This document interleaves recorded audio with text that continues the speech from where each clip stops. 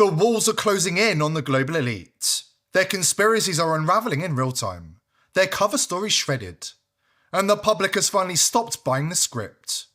Cornered and desperate, they're rolling the dice on the big one. Military insiders and cyber defectors are blowing the whistle. A dirty bomb false flag on US soil, synchronized with a total cyber and communications blackout. Power grids fried, banks frozen, phones dead. Cities plunged into darkness and panic. The playbook, crystal clear. Ignite the outrage bomb, pin it all on Iran, and herd the masses screaming into World War III. Seize control of DC, shove every so-called anti-Semite into gulags, and roll out the one world government like it's destiny. This isn't theory anymore. This is the trap snapping shut. And the countdown just hit 0. Just as the US plunged into war with Iran, all to serve Israel's Zionist agenda, Mossad operatives were caught red-handed in allied nations, scheming epic false flags to hijack the headlines and control the chaos.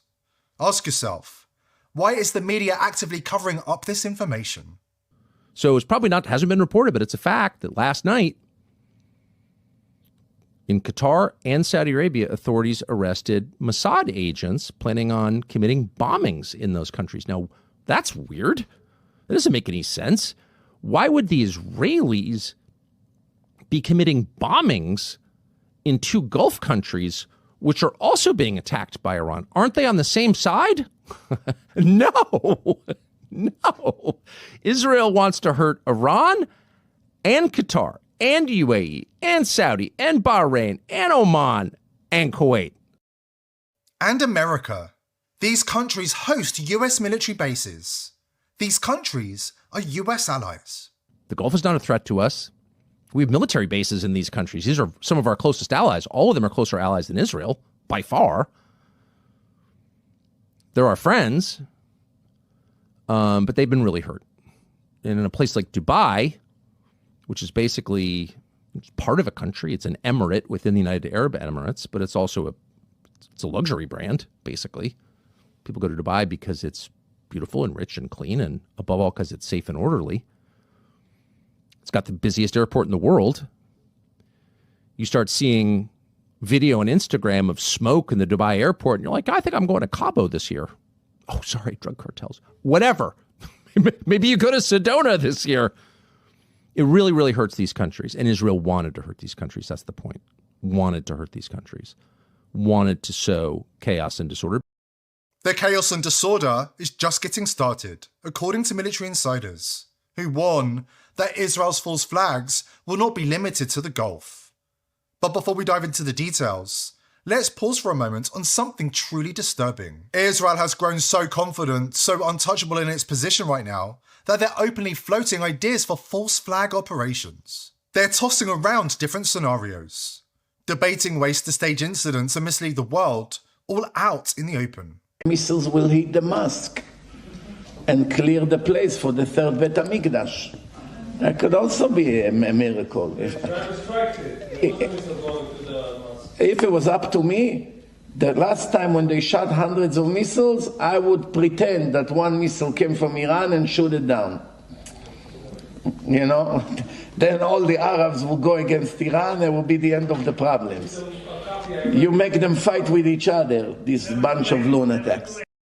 According to a high-level military insider, Israel is secretly plotting a major false flag attack on US soil, designed to be blamed on Iran, in a calculated bid to terrorize the public and march them in lockstep into World War III. Matt Bracken, a former Navy SEAL and geopolitical expert, shared these warnings to highlight the risks of escalation in the Middle East. Bracken referenced Israel's historical false flags, such as the 1967 Israeli attack on the USS Liberty, designed to draw America into war with Egypt. This remains the blueprint for how Israel might target US ships in the Persian Gulf today. Whatever happens in Iran at this point could easily be teed up for a false flag. Just somebody in a building shoots into a crowd, and there's Trump and Netanyahu, and we've got the aircraft carriers, strike groups going in. But people need to understand something. And this, I printed something. It didn't turn out very well, but I'm a real map guy, a geography guy. Iran is like 5 times bigger than Iraq and 10 times bigger than South Vietnam. I mean, at one point, we had 500,000 soldiers in South Vietnam, which is 1/10 the size of Iran. And at that time, in the 1960s, our Navy was unchallenged. We could drive right to the coast of Vietnam and not be scratched. Aircraft carriers would park right off in North Vietnam, doing airstrikes all day long. We know now that's completely gone out the window. The Houthis, with drones and truck-launched small missiles, were able to drive our Navy out of the Red Sea. They drove us out of the Red Sea because the modern math doesn't work for our type of warfare. Israel's able to sneak all these missiles and drones in to attack and kill a bunch of the Iranian leadership. So Israel has infiltrated, their operatives are. Absolutely false flag. If Trump says you kill civilians, I attack you, he just created a scenario for Israel to do a false flag. Bracken is urging extreme vigilance in the coming weeks, predicting that a staged incident blamed on Iran could rally public support for war, bypassing congressional approval, and leading to catastrophic consequences for American forces and the entire world. And remember when I asked why the mainstream media is actively covering up the truth about Israel's actions? We've got the answer after the break. Warning, it's terrifying. The New World Order blueprint is rolling out faster than you can say Big Brother. And we've just been blindsided by a stealth strike from the shadows. Enter Larry Ellison, the world's second richest mogul, Oracle's overlord, now puppeteering TikTok's algorithm after Trump's forced handover, and gobbling up half of mainstream media like CBS and CNN to lock down the narrative. In a jaw-dropping slip, or was it? This pro-Israel billionaire spilled the beans on the elite's endgame. Total AI-fueled surveillance of every American. Cameras everywhere. Data harvested in real time. Citizens on their best behavior. Because the system is always watching, recording, judging. This isn't sci-fi, it's the trap closing. From 9/11's engineered chaos to Epstein's blackmail web. Now Ellison's digital panopticon ties it all together, herding us towards one world control. The police will be on their best behavior because we're constantly watching and recording everything that's going on. Citizens will be on their best behavior because we're constantly recording and reporting everything that's going on.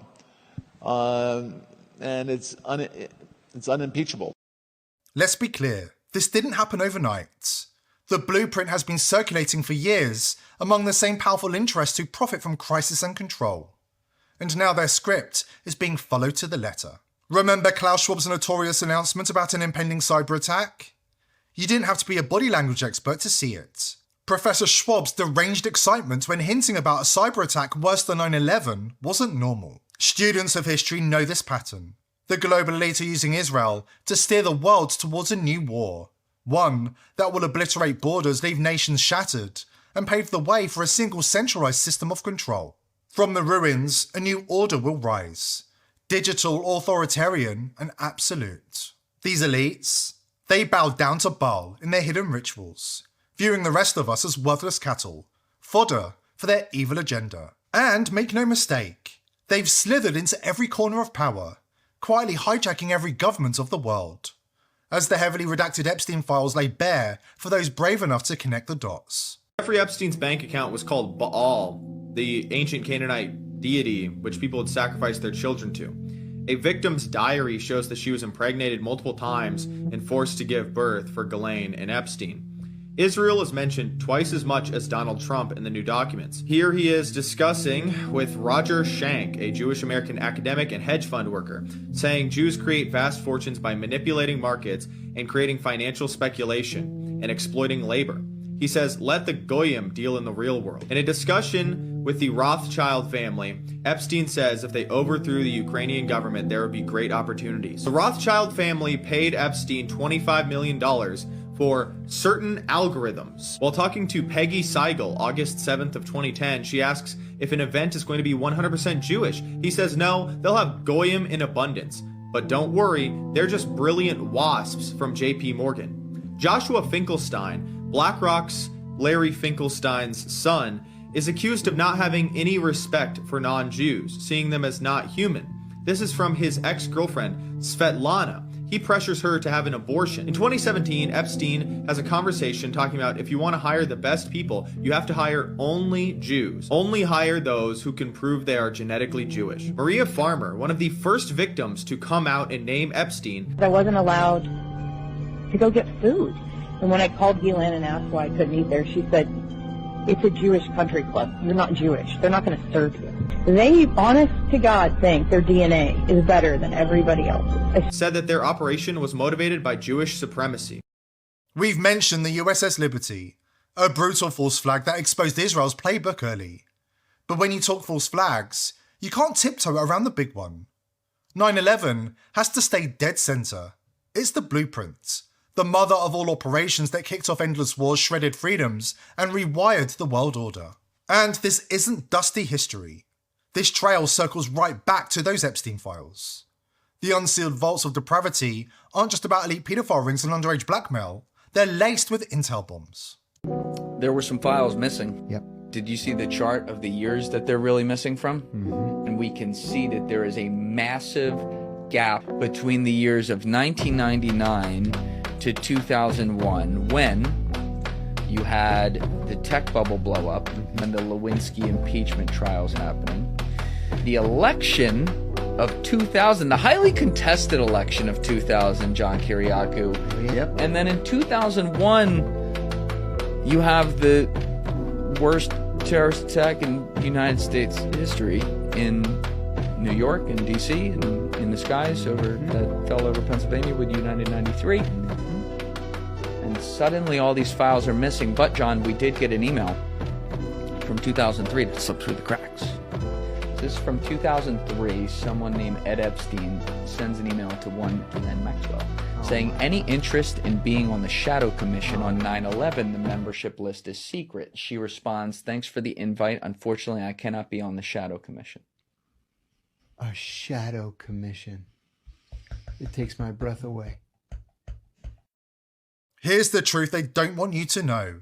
The VPNs you thought were your shield, your last line of defense against government and corporate surveillance, have already been hijacked. One Tel Aviv-based company with a long history of distributing malware has quietly bought up nearly all of the biggest VPNs on the planet. ExpressVPN, CyberGhost, private internet access, the list goes on. And the people they hire? Not random techies, not privacy activists, but veterans of Israel's most notorious intelligence units. Unit 8200, the cyber warfare arm behind one of the world's most advanced spying tools. And the Dovdadin unit, infiltration experts turned executives. This is a red alert. If you're using a traditional VPN, you need to cancel your subscription immediately. You're under attack. That's why in 2026, VP.net exists to solve this urgent problem, using zero trust architecture and next-gen cryptography to shut their digital eyes forever. It's not another VPN with clever marketing. It's trustless by design, meaning even if they wanted to spy on you, they couldn't. Even if the feds hold a gun to their head, they can't hand anything over. Check it out at vp.net/TPV. Built on zero-knowledge cryptography, Intel SGX secure enclaves, and open source code you can audit yourself, it's mathematically impossible to log or leak your data. No Mossad backdoors, no compromats, no hidden hands. Just pure verifiable privacy. This is how we fight back. Not with fear, but with technology that works for us, not against us. Go to vp.net/TPV and close Big Brother's eyes for good.